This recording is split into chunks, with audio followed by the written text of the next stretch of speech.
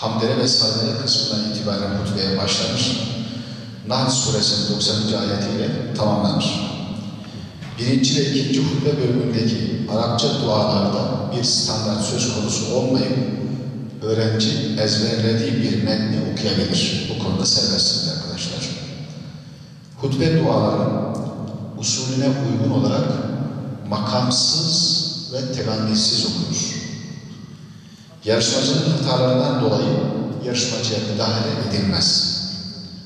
Süre her yarışmacı için 15 dakikayla sınırlıdır ve dualarını ezbere, mahreç ve telaffuza dikkat ederek doğru ve güzel okuma 15 puan. Türkçe metni ezbere okuma 15 puan. Türkçeyi doğru, güzel, yerinde ve etkili kullanabilme 20 puan. Yani burada açıklayacak olursak vurgulama ve tonlama, diksiyon ve telaffuz, duraklama ve akıcılık ve benzeri hususlara dikkat edilecek. Bu 20 puan arkadaşlar.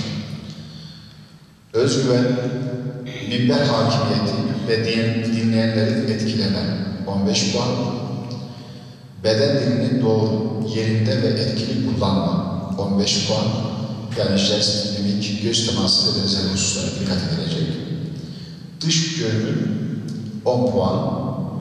Zamanı etkili kullanabilme 10 puan. Toplam 100 puan üzerinden hesaplama yapılacak.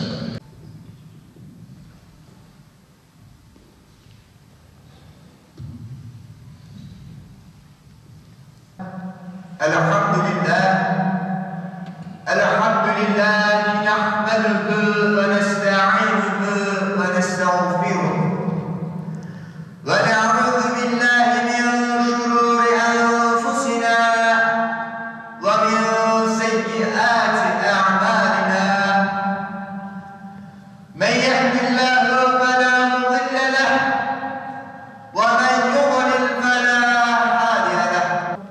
İlahınız bir tek olan Allah'tır. Ondan başka ilah yoktur. O Rahmandır, Rahim'dir. Okuduk hadis-i şerifte ise Peygamberimiz sallallahu aleyhi ve sellem şöyle buyurmaktadır.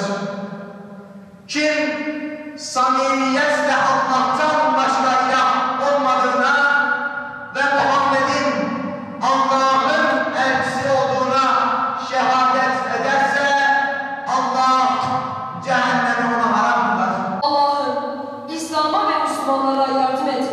Vatanımızı ve milletimizi her türlü tehlikeden koru. Bize dünya ve ahirette iyilik ve güzellikler ihsan eyle.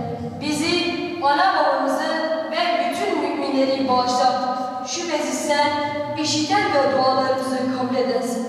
Bir gün sahabeye hanginizin iyi, hanginizin kötü insan olduğunu size haber vereyim mi diye sordu ve ardından şöyle buyurdu. İyi olanınız kendisinden herkesin hayır umduğu ve şerrinden emin olduğu kimsedir.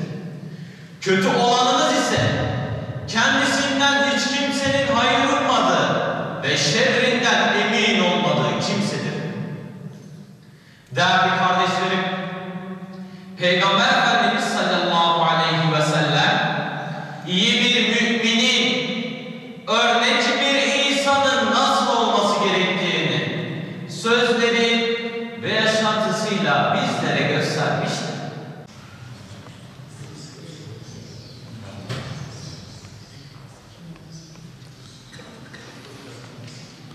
Başarıların devamını diliyoruz. Allah muvaffak etsin. Allah yar ve yardımcısı olsun. Çok takdir ediyoruz.